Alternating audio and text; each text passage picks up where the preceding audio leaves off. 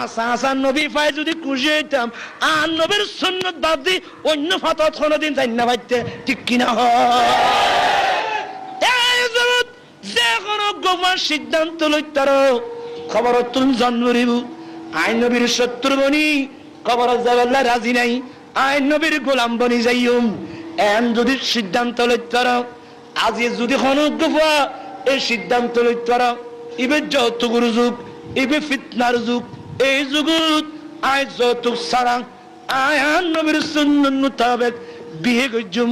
এই সিদ্ধান্ত যে পাবো লইতে পারিবা, আর এই সিদ্ধান্ত মোতাবেক যৌতুক ছাড়া যদি বিয়ে করি তার আর নবীর হাদিস মোতাবেক আল্লাহ তোর 100 শহীদের সওয়াব দান করিব।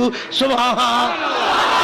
শুধু 100 শহীদের সওয়াব দিবে না, তুই যদি যৌতুক ছাড়া বিয়ে করছ নবীর সুন্নাত মোতাবেক, আল্লাহ তোর বংশ দিয়ে আল্লাহ ওলি দান করিব, আল্লাহ তোর বংশ দিয়ে মর্যাদা দান করিব।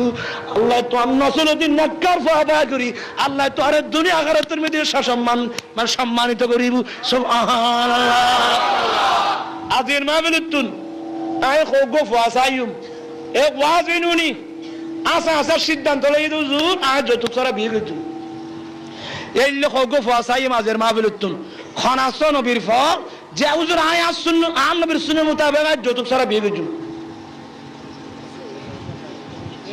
সাইতি একজন বা আলহামদুলিল্লাহ স্যার, একজন তোরা কোন দুইজন স্যার আয় সাই যৌতুক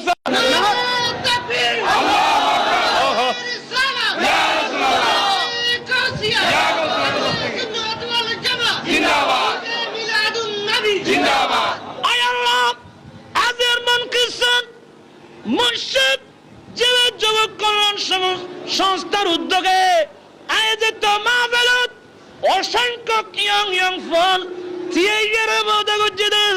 যৌতুক ছাড়া বিয়ে করিব।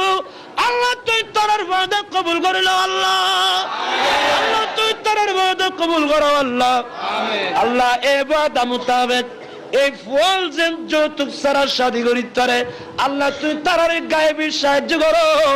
আমিন। কে ভাই খুশি নলার বললেন? অবশ্যই খুশি। হারাতে লাগে রাত তুলি কথা আয় সম্পর্ক। আল্লাহু আকবার।